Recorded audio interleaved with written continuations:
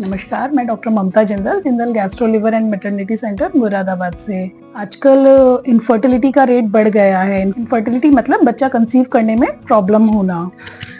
Infertility होने के भी कारण हैं आज के ज़माने में। जब हमारी दादी नानी के ज़माने में अर्ली मैरिज होती थी, 17-18 साल में शादी होने के बाद 19-20-22 साल तक प्रेगनेंसी कर लेते थे, लेकिन आजकल सब कैरियर फोकस्ड हैं। इसकी वजह से शादी और प्रेगनेंसी सब डिले होने लगा है।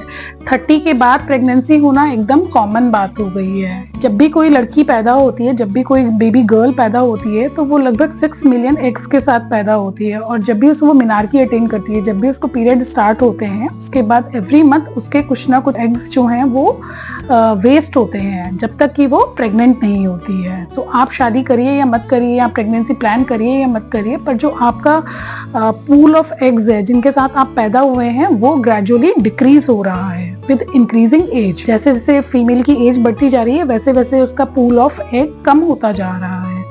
जितना लेट आप प्रेगनेंसी प्लान करेंगे, उतना ही आपके पास कम एग्स होंगे और उनकी क्वालिटी भी ग्रेजुअली डिक्रीज होती है 30 साल के बाद। जैसे ही महिला की एज 30 क्रॉस करती है, उसके बाद उनका नंबर ऑफ एग और क्वालिटी ऑफ एग दोनों ही कम होने लगता है।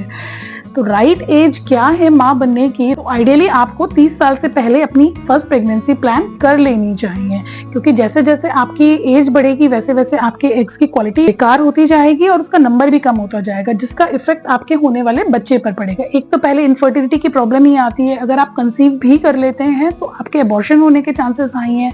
उसके अलावा मदर की एज बढ़ने के साथ में एक बीमारी होती है, डाउन सिंड्रोम, वो बढ़ने के चांसेस भी हाई हो जाते हैं। इसके साथ साथ IVF की रेट भी बढ़ती जाती है, क्योंकि जब आप नेचुरली कंसीव नहीं कर पा रहे हैं तो आप डॉक्टर की हेल्प से कंसीव करते हैं। इसके अलावा जैसे जैसे एज बढ़ती है, वैसे वैसे प्रेगनेंसी रिलेटेड कॉम्प्लिकेशन भी बढ़ते हैं। मान लीजिए आपने कंसीव भी कर लिया है, तो भी उसमें कॉम्प्लिकेशन का रेट हाई होता है।